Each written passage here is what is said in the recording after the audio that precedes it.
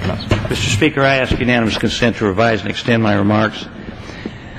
Mr. Speaker, I was talking to my good friend on the other side of the aisle, Democrat Greg Meeks, the other day, and Greg said that if we would raise taxes, put taxes on the table, that he would be willing to put cuts in entitlements and other things on the table in an equal measure. And I told him that there was no way that we could raise taxes enough to offset the things that really needed to be dealt with. We've got to control spending. We've got to cut spending. We've got to look at the entitlements and the rules and regulations that we have to live by, and make dramatic changes in government if we're going to balance the budget. This year, we have reached over $15 trillion in debt. $15 trillion. That kind of goes right past most people because they can't imagine what $1 trillion is. But $15 trillion, just to put it in perspective, it took the presidencies of George Washington all the way to Bill Clinton to amass the same amount of debt that President Obama has racked up in 32 months. Now think about that. From George Washington to Bill Clinton, the amount of money in debt that we've added has been reached in 32 months by President Obama. We have to get control of spending. It's absolutely essential. Otherwise, we'll be in the same shape as many of those countries in Europe, like Greece. The President's solution to the burgeoning problem is to increase taxes, as I said. And so I went through the amount of taxes it would take and what we would have to do to reach the goals that the President talks about. Now, if you raise the taxes on everybody that makes over $250,000 to 100%, in other words, you take every dime that they make over 100% above $250,000, that would yield about $1.4 trillion, and that would keep government running for 141 days. So if we took all the money that people make over $250,000, you'd still only run government for less than half a year. And if you gave the $400 billion of profits that was reaped by the Fortune 500 companies and gave them the same 100% tax treatment, you could add another 40 days to the amount of time that we could run the government. So taxing is not going to solve the problem. Now, Herbert Hoover, when he was president, decided, a Republican, he decided that the way to help stop the economic tragedy that was about to occur was to raise taxes on business and individuals. And what happened? We ended up with the greatest depression in the history of this country.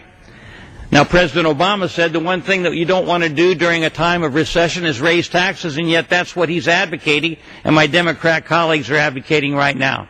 Raise taxes during a time of economic recession.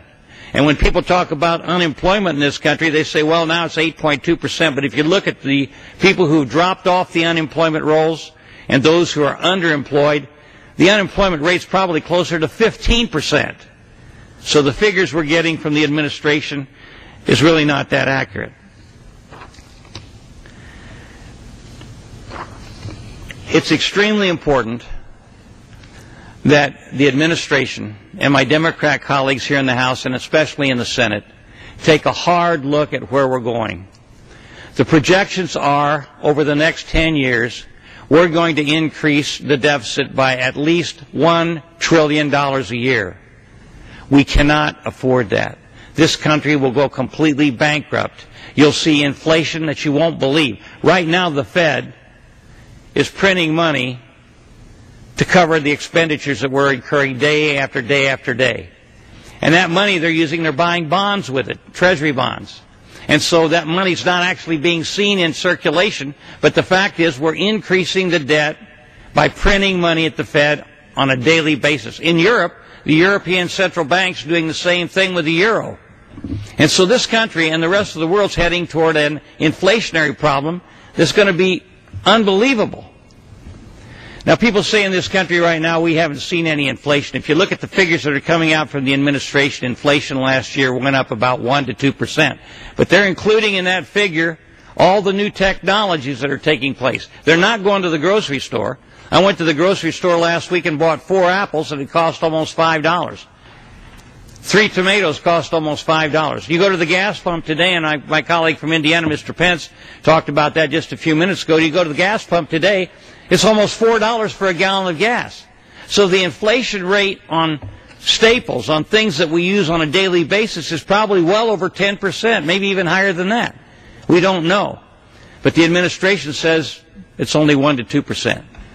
But talk to the wives and husbands of people that are really strapped for cash right now, and you'll find that it's costing them a great deal more than that on a daily basis for gasoline, food, clothes, and everything else. So it's extremely important that we get control of spending. This is not the time to raise taxes.